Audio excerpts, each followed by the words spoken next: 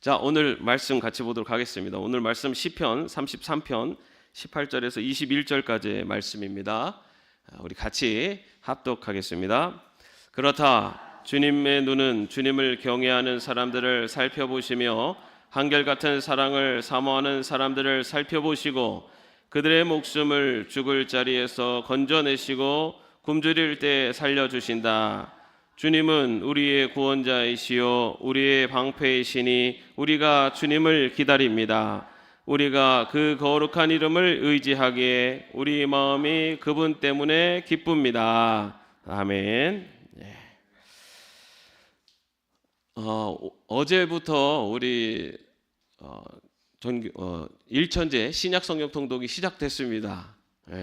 오늘도 오늘 성경 통독 우리 하시고 오신 분도 계시는데 제가 새벽 기도 때도 말씀을 드렸었는데 이번 신약 성경 통독에는 좀 바뀐 게 있어요. 뭐가 바뀌었는지 아십니까?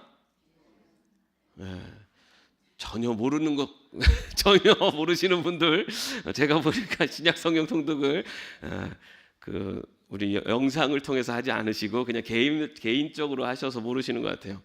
이번 신약 성경 통독부터는 제가 영상 만들어 드리면서 마지막 부분에 우리 기도문을 같이 읽습니다. 어제는 우리 칼뱅 우리 종교 개혁자 칼뱅의 기도문을 같이 읽었고요. 오늘은 아우구스티누스의 기도문을 같이 읽었습니다. 여러분 아우구스티누스 하면은 좀 누군가 한데 여러분 어거스틴 하시면은 딱 기억나시죠? 고백록을 쓴 어거스틴의 기도문을 오늘 같이 읽었는데 여러분 우리가 아는 것처럼 이 어거스틴은 처음부터 기독교 집안에서 막 신실하게 자란 그런 배경이 아니었죠. 이 어거스틴은 어떻게 보면 가장 아주 방랑이라면 방황을 엄청나게 심하게 한 사람 중에 하나였습니다. 그래서 마니교라고 하는 그런 이단 종파에 빠지기도 하고 그리고 음란한 생활 그냥 그런 창녀들하고 어울리면서 그리고 또 노예선에서 노예들을 잡아들이고 하는 하여튼 이 온갖 방황하고 방탕한 생활을 했었던 사람이 바로 이 어거스틴입니다. 근데 아시는 것처럼 이 어거스틴이 그렇게 방황하고 방탕한 생활을 할 때 한 사람만은 어거스틴을 끝까지 포기하지 않고 기도한 사람이 있습니다. 그가 누구냐? 바로 어머니. 어머니 모니카. 이 모니카는 방황하는 아들을 끝까지 포기하지 않고 그 아들을 위해서 정말 기도를 멈추지 않은 그래서 하나님 어거스틴이 그렇게 하나님의 품으로 오게 된 가장 큰 이유 중에 하나가 어머니의 기도가 아니겠느냐. 그리고 어거스틴도 그렇게 고백을 합니다. 하나님이 나를 만나 주신 것은 나는 아무런 자격도 없는데 우리 어머니의 기도에 하나님께서 응답해 주셨다. 이런 고백을 합니다. 여러분 우리 지금 또 예담 사랑 나눔 축제 해서 우리가 전도 대상자들을 이렇게 작정해서 지금 기도하고 있지 않습니까? 여러분들이 작정해서 기도하시는 그분들이 이런 고백을 했으면 좋겠어요. 내가 이렇게 하나님의 백성이 된 것은 나를 위해 기도해 주신 바로 당신 때문에 내가 이렇게 하나님의 백성이 될 수 있었습니다. 이런 고백을 받을 수 있는 여러분 모두 되시기 바랍니다. 이렇게 방황하던 어거스틴의 오늘 기도인데요. 기도 제목이 마음을 향한 기도라는 제목이었어요. 첫 시작을 어떻게 시작하냐면은 하나님이 어디 계신가 보라. 이렇게 시작을 해요. 하나님이 어디 계신가 보라. 그러면서 진리를 맛볼 수 있는 곳에 하나님이 계신다. 이렇게 고백을 해요. 실제로 이 어거스틴이 어떻게 회심을 하게 됐냐면 어거스틴이 밀란이라는 도시로 이제 이사를 오고 그리고 그곳에서 암브로시우스의 설교를 듣게 됩니다. 거기서 설교를 듣고 그 설교에서 계속적으로 내 자신에게 주어지는 질문이 있었어요. 나는 왜 이렇게 죄를 지으며 살 수밖에 없을까? 라고 하는 것이 자기의 마음속에 계속 이 질문처럼 자기의 마음을 괴롭히고 있는데 밀란이 한 정원을 거닐고 있는데 환청처럼 들어서 읽어라, 들어서 읽어라라고 하는 그런 환청을 듣게 돼요. 그래서 이게 말씀을 읽으라는 건가 하고서 말씀을 펼쳐봅니다. 그래서 말씀을 딱 펼쳤는데 펼쳐진 말씀이 로마서 13장 13절 14절 말씀이에요. 거기에 뭐라고 써 있냐면 낮에 행동하듯이 단정하게 행합시다. 호사한 연애와 술 취함, 음행과 방탕, 싸움과 시기에 빠지지 맙시다. 주 예수 그리스도로 옷을 입으십시오. 정욕을 채우리고 육신의 일을 꾀하지 마십시오 라고 하는 말씀을 읽는데, 이 말씀이 자기에게 하는, 하나님이 자기에게 하는 말씀을 확 박아온 겁니다. 그래서 내가 그동안에 낮에 행동하는 것이 아니라 밤에 사는, 어둠에 사는 자식처럼 살았구나 라는 것을 깨달으면서 내가 지금까지 그렇게 술 취하고 방탕한 했던 이 모든 것들이 암흑 속에 살았던 삶이었구나, 이것을 말씀을 통해서 자기에게 지적을 해주시는 걸로 듣게 됩니다. 그러면서 그 자리에서 이 어거스틴이 참회하고 그때 그 마음의 문이 열리면서 예수님을 영접하게 됩니다. 그래서 오늘 이 진리를 맛볼 수 있는 곳에 하나님이 계신다라고 하는 이 고백은 어거스틴이 실제로 하나님의 진리가 있는, 하나님의 말씀을 통해서 내가 하나님을 만납니다 라고 하는 고백입니다. 여러분, 우리가 성경 통독을 지금 하고 있습니다. 말씀을 한번 읽은 말씀 또 읽나? 그것도 이번 금년에는 신약 성경을 4번을 읽으라니. 여러분, 그런데요, 하나님은요 말씀을 통해서 우리에게 만나주세요. 물론 기도할 때도 아니면은 다른 어떤 사건을 통해서도 말씀하시지만 하나님께서 우리를 정말 직접적으로 만나시는 사건은 말씀 속에서 일어나요. 여러분, 똑같은 말씀도 내가 어떨 때 읽느냐에 따라서, 그리고 내 영적인 상태가 어떨 때 읽느냐에 따라서 다르게 다가옵니다. 여러분이 말씀을 가까이 하고 말씀을 읽고 묵상할 때 어느 순간인가 이것이 하나님이 나에게 주시는 말씀이구나 라고 하는 깨달음이 올 거예요. 그리고 그런 깨달음이 올 때는요, 그 깨달음들이 우리를 성장하고 성숙하게 하는 겁니다. 여러분, 신앙적으로 성장하고 성숙한다는 것이 어떻게 하면 되겠어요? 교회 잘 나오면 됩니까? 물론 교회 잘 나오시면 이렇게 말씀을 듣고 나눌 수 있는 시간들이 많죠. 안 나오시는 분들보다는. 그러나 교회 잘 나온다고 신앙이 성장하고 성숙하지 않아요. 하나님을 만나야 돼요. 주님을 만나야지 우리의 신앙이 성장하고 성숙합니다. 우리가 주님을 만날 수 있는 하나님이 주신 방법이 뭐냐면 말씀이에요. 말씀을 통해서 우리는 하나님을 만나고 하나님의 뜻을 깨닫고 주님을 만날 수가 있습니다. 이렇게 어거스틴이 고백하잖아요. 진리를 맛볼 수 있는 곳에 하나님이 계신다. 진리를 맛볼 수 있는 말씀 속에 하나님이 계신다. 그리고 또 뭐라고 얘기를 하냐면은 그분은 마음에 매우 가까이 계신다. 그 하나님이 저 멀리 있는 것이 아니라 가까이 계신다 라고 그렇게 고백을 합니다. 그런데 여러분, 이 고백이 바로 오늘 우리가 읽은 시편 시인의 고백과 같아요. 뭐라고 나옵니까? 주님의 눈은 주님을 경외하는 사람들을 살펴보시며 한결같은 사랑을 사모하는 사람들을 살펴보시고, 주님의 눈이 살펴보신다라고 되어 있어요. 근데 그 영어에는 어떻게 되냐면 the eyes on the nose 해가지고 나와요. 그 눈, the eyes of the Lord on 이렇게 되어 있어요. 주님의 그 눈이 그 사람 위에서 있다는 거예요. 그렇게 살펴보신다는 겁니다. 그런데 어떤 사람을 살펴보신다고 하냐면요, 주님을 경외하는 사람들을 살펴보신다. 경외, 기억나십니까? 그 지난번에 말씀을 나눈 경외, 존경할 경자에다가 두려워할 외자입니다. 하나님을 존경하면서 두려워하는 사람들. 또 어떤 사람이냐면은 한결같은 사랑을 사모하는 사람들. 한결같은 사랑을 사모하는 사람. 여기서 그 히브리어 헤세드가 사용되는데, 이 헤세드라는 것은 하나님의 변함없는 사랑을 표현할 때 이 헤세드라는 단어를 사용합니다. 주님을 경외하는 사람, 한결같은 사랑을 사모하는 사람. 어떤 사람이냐면은 하나님을 사랑의 하나님으로 바라보는 사람. 그뿐만 아니라 경외하는 사람. 다시 말해 하나님을 공의와 정의의 하나님으로 바라보는 사람. 여러분, 우리는 하나님이 사랑의 하나님에 더 우리가 마음에 좀 이렇게 기울어요. 그래서 용서의 하나님, 나를 다 품어주시는 하나님. 여러분, 그런데 우리가 자녀들을 키울 때 우리 요즘 젊은 이런 얘기하면 죄송하지만 요즘 아이들이 귀하다 보니까 그냥 뭐 지 멋대로 하도록 그냥 놔두는 부모들도 있잖아요. 그런 거 보시면 좀 어때요? 속으로 아이고 저러면 안 되는데, 그래도 가르칠 건 가르쳐야 되는데, 그런 마음이 드시잖아요, 그죠? 여러분, 우리 하나님이 사랑의 하나님은 맞아요. 그런데 하나님은요 사랑의 하나님이면서 동시에 공의와 정의 하나님이세요. 이거는 동전의 양면과 같아요. 하나님은 정의 하나님만도 아니시고 사랑의 하나님만도 아니세요. 정의와 공의 하나님이세요.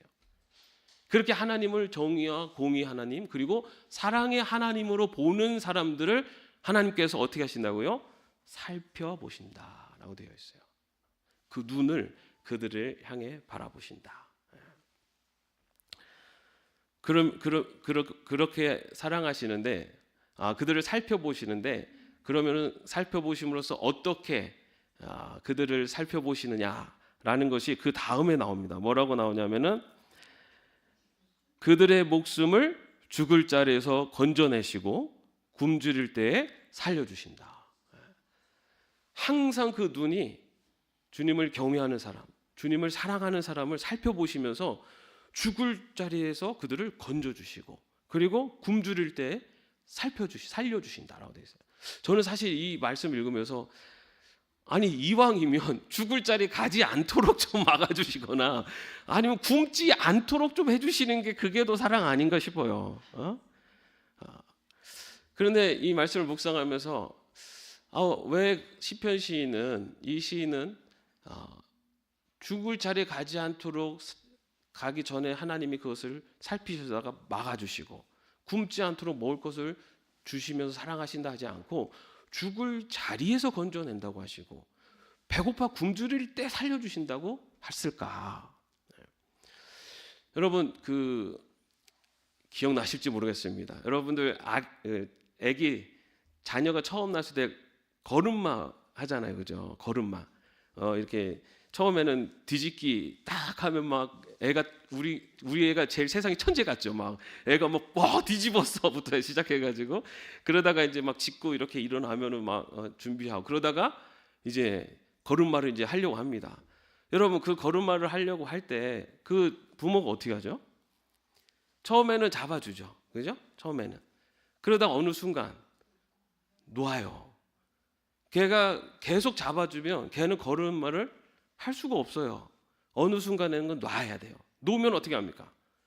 한 걸음 뛰다가 턱 넘어지죠. 그죠? 그래도 놔야 돼요. 왜냐하면 그렇게 놔야지만이 그 아기가 걸음마를 배우기 때문에. 그러다가 이제 어느 순간 아기의 생각은 모르겠어요. 어떤지 자기 딴에 이제 한 걸음 두 걸음 딱 뛰고 나면 이제 자기가 혼자 걸을 수 있는 것처럼 막 걸어가요. 근데 부모는 어떻게 합니까? 눈을 뗍니까 안 뗍니까? 아직 못 떼요. 넘어질까봐. 그리고 어쩔 때는 걸어갈 때 옆에 쫓아가죠. 쫓아가다가 넘어질 때 탁 잡아주기도 하죠. 하나님이 하나님의 자녀들, 하나님을 경외하고 하나님을 사랑하는 자녀들을 살펴보시는 방법이 바로 그러한 마음이었구나라는 생각을 해봅니다. 제가 우리 그 아이들 자전거를 또 이제 가르쳐 줬습니다. 자전거를 가르쳐 줄 때 어떻게 합니까? 뒷자리에 앉아가지고 앞에 앉게 하고 이제 막 굴러줘. 그럼 뒤에서 이렇게 규정을 좀 잡아주고 넘어지지 않게 이렇게 하죠. 그러다가 이제 그 앞에 앉은 애들은 당연히 이제 앞만 보고 걸어가니까 이게 막 밟으죠. 그러다가 이제 앉다가 그 다음에는 뒤를 잡아주죠. 잡아가지고 막 해요. 그러면서 뒤에서 계속 얘기해요. 야 아빠가 잡고 있어. 괜찮아. 앞으로 가 하면서 계속 잡아서 뛰어요. 여러분 그거 힘듭니다. 생각보다 뛰어다니는 거. 네. 그러다가 어떻게 합니까? 가다가 살짝 놔요. 놓지만 말로는 놨다 그럽니까? 그래서 야 아빠가 뒤에서 계속 가고 있어. 잘하고 있어. 놓지만 그죠? 그러면은 이 아이는 아빠가 잡고 있다라는 생각으로 그냥 평소 하던 대로 하는 거죠. 그죠? 그러다가 딱 넘어지려고 하면 어떻게 합니까? 잡아주죠. 그러다가 이제 어느 때가 되면은 쫓아가다가 어느 순간 이제 안 쫓아가죠. 그러면 가다가 넘어져요. 언제 넘어지냐면 가다가 쓸 때 이 녀석은 뒤에 아빠가 있는 줄 알고 자기가 천천히 쓰면은 잡아줄 줄 아는 거예요.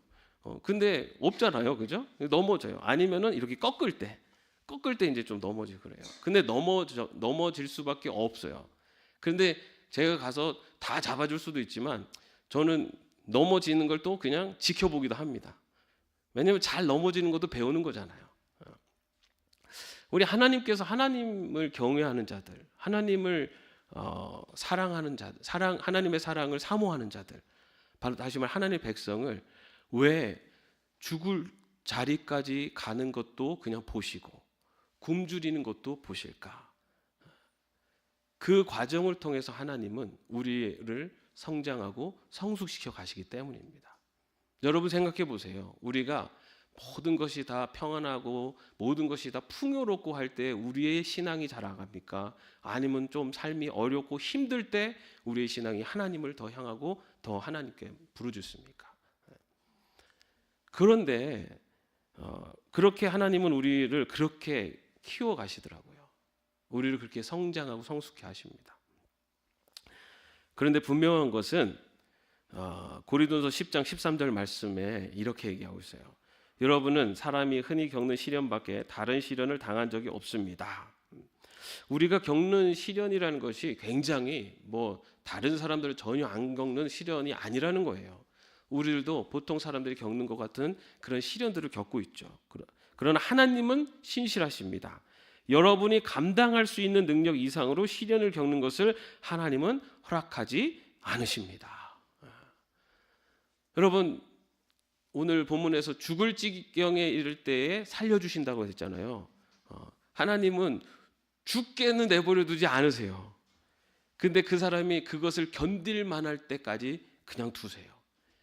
그러다가 정말 견딜 수 없는, 그리고 그 사람의 믿음의 분량으로 그것을 이겨낼 수 없을 때는 하나님이 그것을 감당할 수 있도록 뭐죠?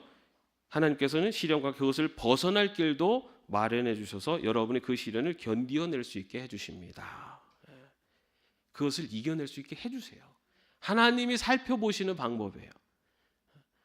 우리가 살아가면서 참 어렵고 힘든 일이 있어요. 그럴 때 기도하고 막 해도 문제가 잘 안 풀릴 때가 있어요. 하나님이 나를 버리셨나가 아니에요. 하나님은 나를 보고 계세요. 그리고 지금 이 순간은 나의 지금의 신앙으로 이겨낼 수 있는 시련이고 고통, 아픔이라는 것을 하나님은 아시는 거예요. 그래서 그냥 내버려 두세요. 비록 힘들고 어렵지만 이 시간들이 내 자녀에게 오히려 더 성장하고 성숙할 수 있는 시간이기 때문에. 그러나 정말로 위기가 왔을 때는 어떻게 하신다고요? 피할 길을 주셔서 그것을 이길 수 있게 하신다는 거예요.